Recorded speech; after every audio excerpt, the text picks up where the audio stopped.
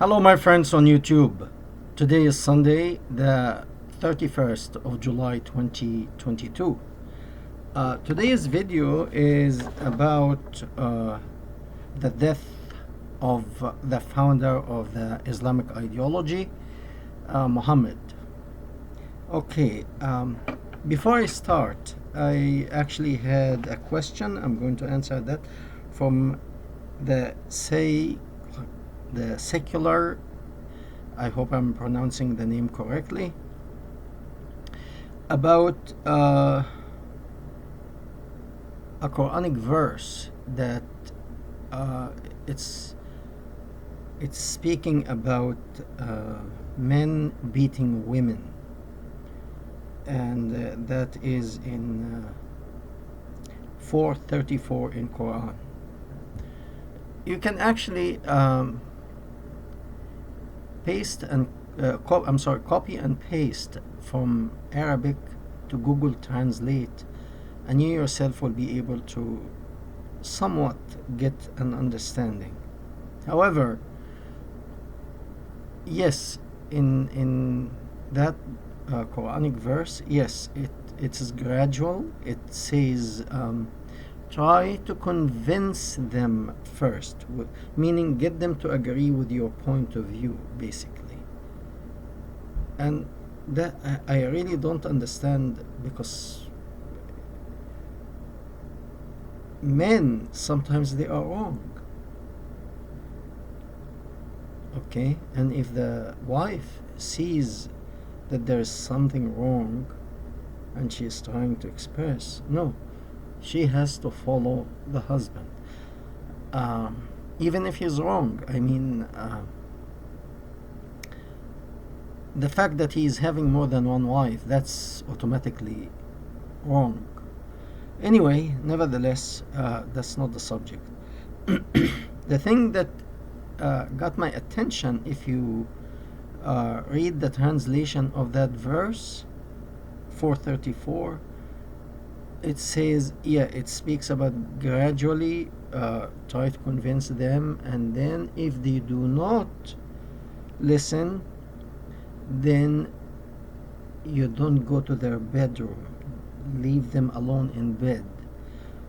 And I heard one Muslim clerk was saying, like that, he is actually punishing himself, because maybe the woman, the wife, is sick and tired of his behavior, and she doesn't want him anymore, and she is using that as an excuse so that he will leave her alone. So the Muslim clerk was saying, like that, he's punishing himself too, not punishing her, he's punishing himself. No, he should, after talking to her, if she doesn't obey, then he can beat her as the second step. The thing I noticed in the translation, after they translate beating her, they write the word lightly. Lightly. This is a lie. And if you take the whole verse, copy it, and put it to Google Translate to translate it, because the word lightly does not appear in the Arabic text, there will be no lightly. This is added, and obviously the person who put that word lightly, he or she or whoever translated this is embarrassed, ashamed of what is there, so he put that word lightly. This does not exist. I hope that answers your question, and we move on. Was Muhammad, the founder of Islam, murdered by poison? Few people send private messages, and they want to know. Muhammad is dead. Everybody agrees to that. The question is, how did he die? The Muslim in general, Muslim Sunni and Muslim Shia, agree that he was poisoned. However, who poisoned him, they differ. The Muslim Sunni say one story, the Muslim Shia say different story. I don't believe in neither. However, the Muslim Shia are more the story can fit together more. It is more, it carries more credit, it has credential. This video I'm going to, because it's a long story and it didn't happen just like that. No, it took long time and there was planning. And when you plan, there are many TV programs about people who commit murder. They try to push the evidence far away from them, stick it on somebody else if possible. Okay, before I start, I just want to ask you a question so that things can be clear as we continue. Let's go to World War II, during the time Hitler was actually killing the Jews, taking them to concentration camp. So he didn't have good favor really with the Jewish people at this time. Imagine his cook, the person who's making his meals, is a Jewish man or a woman, a Jewish person. Would that fit? Would Hitler accept a Jewish cook? Of course, no, not. He may have been a crazy man, but he was not stupid. And the same thing goes for Muhammad. I'm putting this aside now.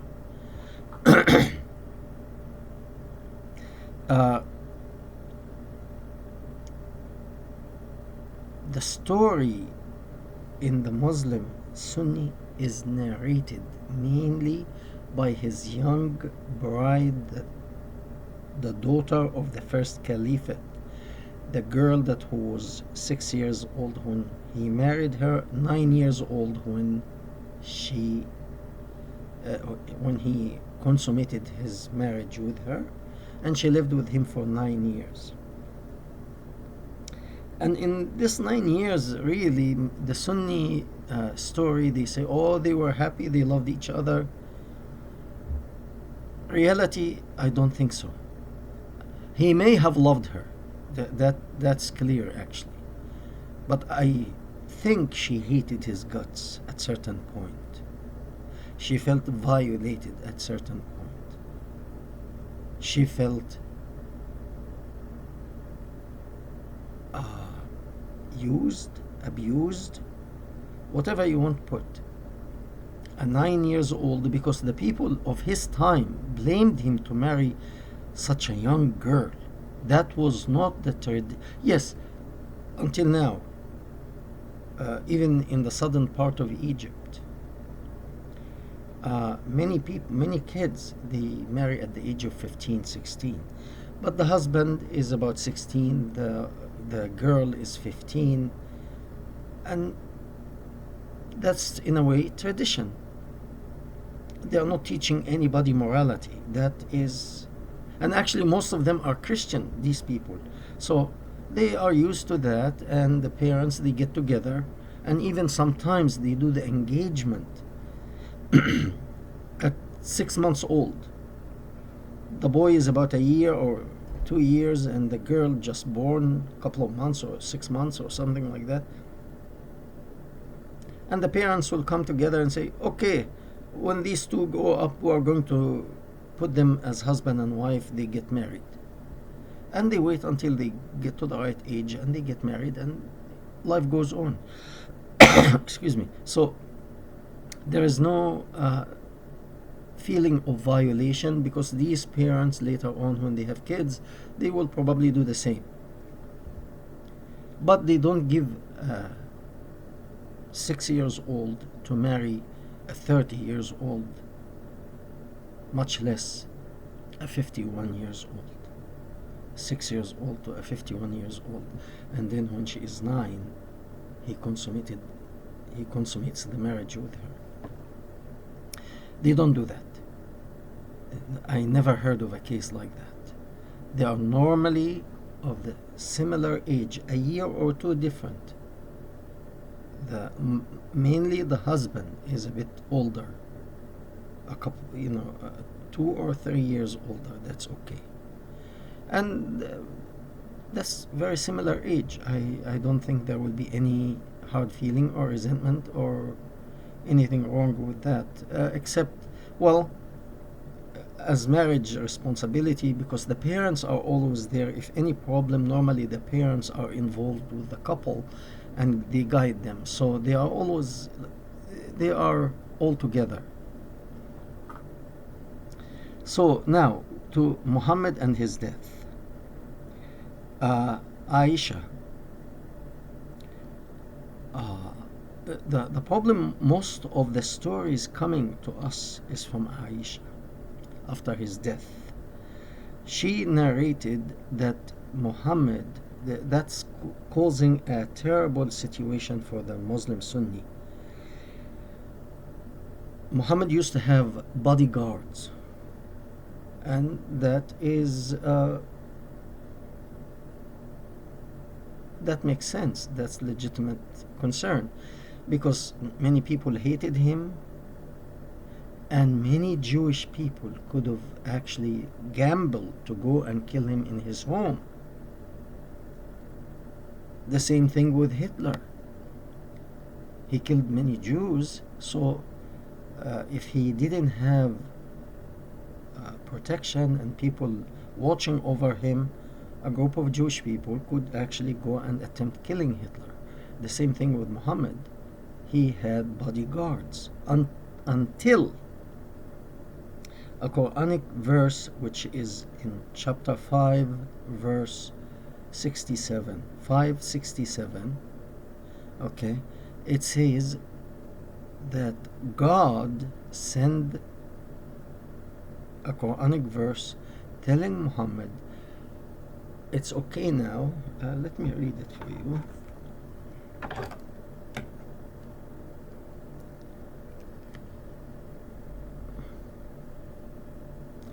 Okay.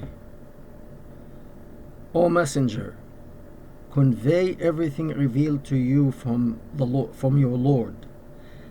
If you don't, then you have not delivered his message. Allah will certainly protect you. Allah will certainly protect you from the people. From the people. Allah does not guide the people who disbelieve. Allah, this is beside the point. At the end, I don't know why this is put in this. Allah does not guide the people who do not believe. Okay. I'm sorry. Okay. God sends a prophet not to guide the disbeliever. But whom are you going to guide? The believers? Well, they already believe. Why are you coming to help the believer to believe? They already do believe. But here Allah does not guide the ones who don't believe. Leave them as they are so that they can roast in hell. But the thing here, if this Quranic verse really from God, God is saying here, He will protect Muhammad. And yet, Aisha said the Prophet in his final sickness said to her, I feel that my heart artery is about to sever because of the poison I ate 3.5 years earlier when he was attacking a Jewish tribe called in Khaybar.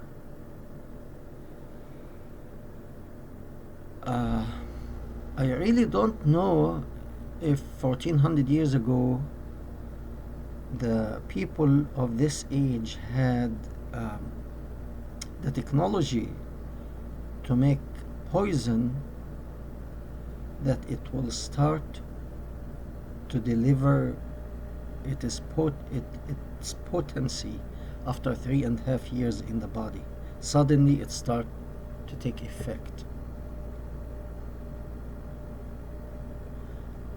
On the other hand, today I read about in this age, some people who want, like a woman wanted to get rid of her husband,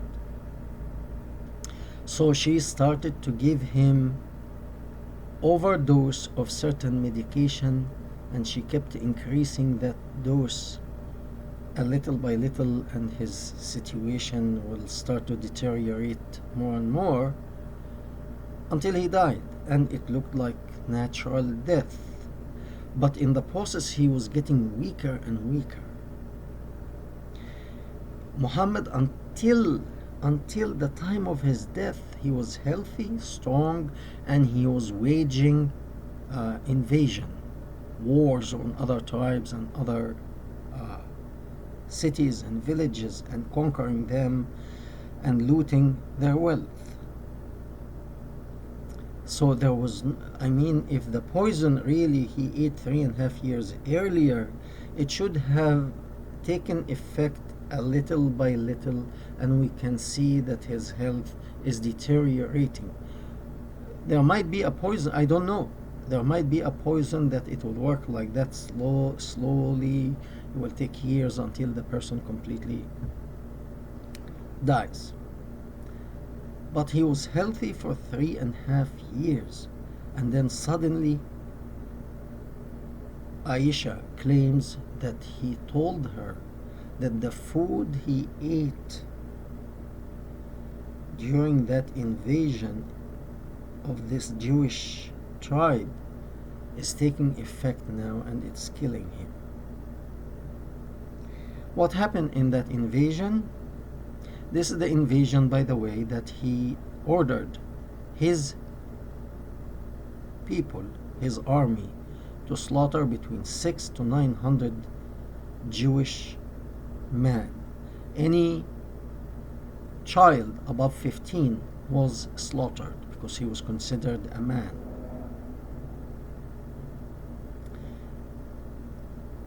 The women were taken as sex slaves. This is the daughter of the head of the tribe, the one whom he ordered his people to build him a tent on the way home. And I made a video called it The Rape of Safiya bint Huyay.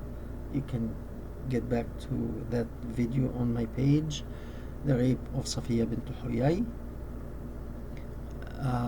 And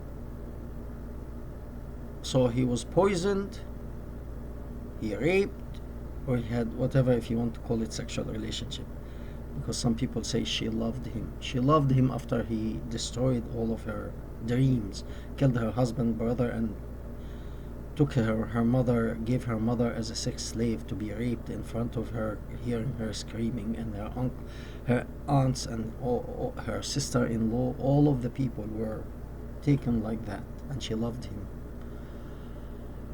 Okay, anyway, that's beside the point. After he finished his invasion, killed the men, took the women and the boys and the young girls as slaves. I don't get this. A Jewish woman,